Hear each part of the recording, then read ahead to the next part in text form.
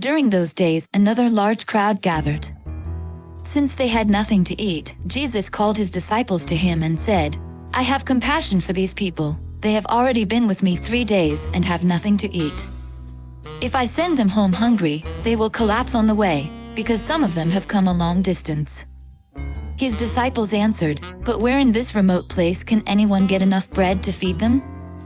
How many loaves do you have?" Jesus asked. 7, they replied. He told the crowd to sit down on the ground. When he had taken the 7 loaves and given thanks, he broke them and gave them to his disciples to distribute to the people, and they did so. They had a few small fish as well. He gave thanks for them also and told the disciples to distribute them. The people ate and were satisfied.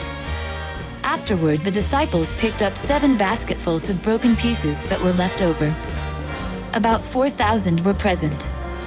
After he had sent them away, he got into the boat with his disciples and went to the region of Dalmanutha.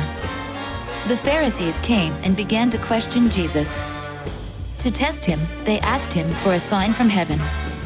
He sighed deeply and said, "Why does this generation ask for a sign?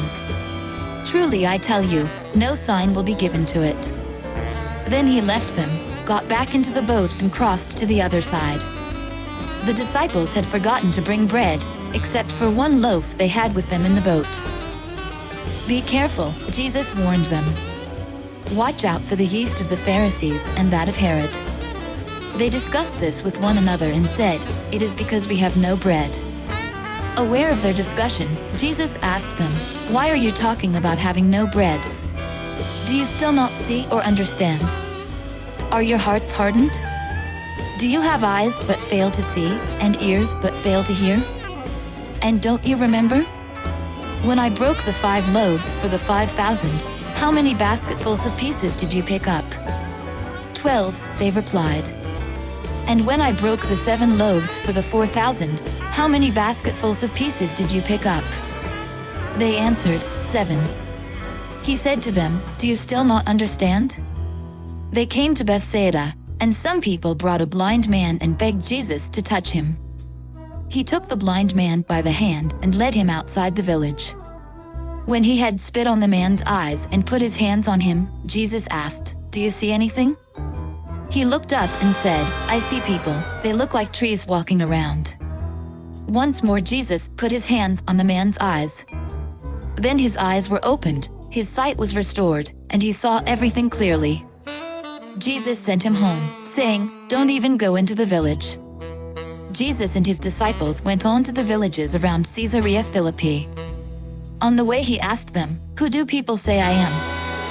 They replied, "Some say John the Baptist, others say Elijah, and still others, one of the prophets." "But what about you?" he asked.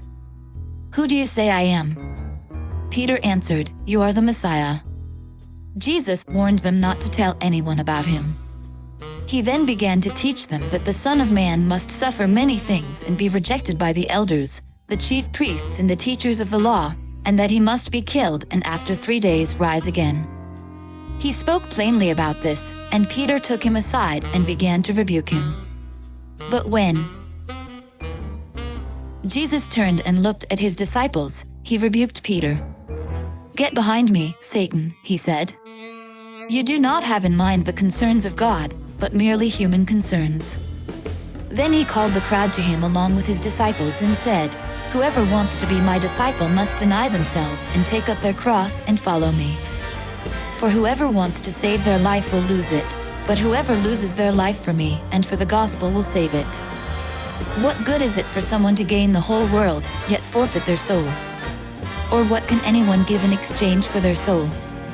If anyone is ashamed of me and my words in this adulterous and sinful generation, the Son of Man will be ashamed of them when he comes in his Father's glory with the holy angels." Come follow me, and I'll make you a fisher of men. May the Almighty Father, His Son, and the Holy Spirit bless you and your family throughout eternity.